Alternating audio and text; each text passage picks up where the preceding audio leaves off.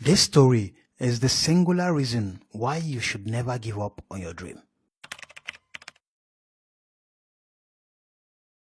On a very bright Monday, precisely the 6th of June 1949, at Iyenu Hospital in Ogidi, in Anambra State, a young child was born into the family of Chief Joseph Okeke, a carpenter, and his wife, Madam Christiana Okeke, a foodstuff seller.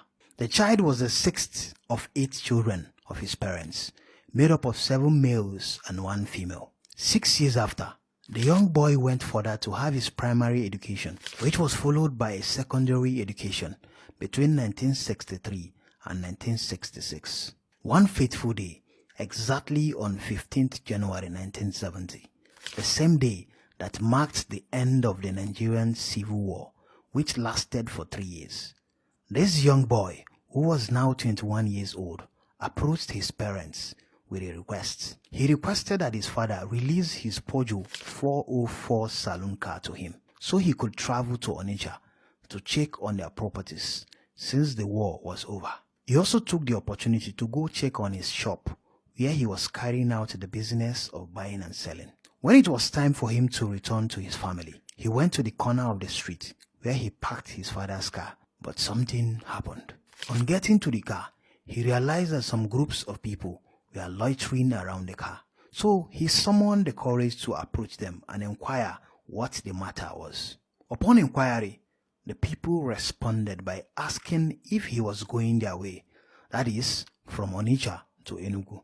But remember, the young man's way was towards Adaziani, a town in Anambra State, which had nothing to do with Enugu. As he sat in the driver's seat of his father's car, a thought came to his head, and he said to himself, what if I quickly take these people to Enugu before returning home? So he decided to take 8 people to Enugu out of the numerous people standing there at that point at the cost of £1 each. They started the journey, but on getting to Ogbete in Enugu State, where the passengers alighted, something else happened. As the initial 8 passengers dropped from the car, a swarm of people rushed towards the vehicle. These people wanted to get to Onitsha by every means possible that evening. Again, the young boy saw another opportunity to make a few pounds since he was to return to Onitsha that evening. When they got to Onitsha, he met several other people who were waiting and hoping to get a vehicle to Enugu that evening.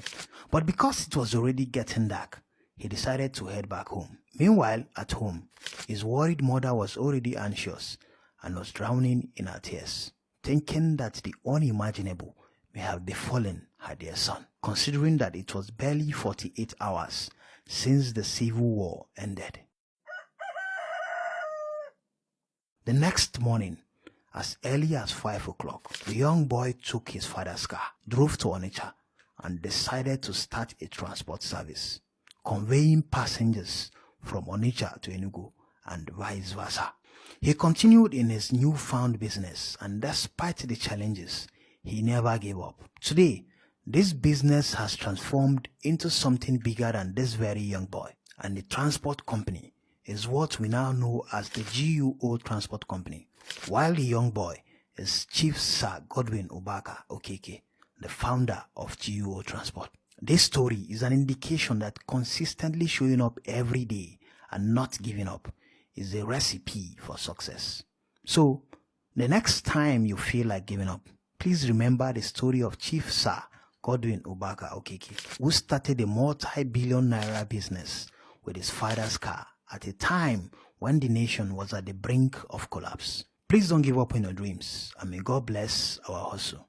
Kindly share and like this video. Thank you.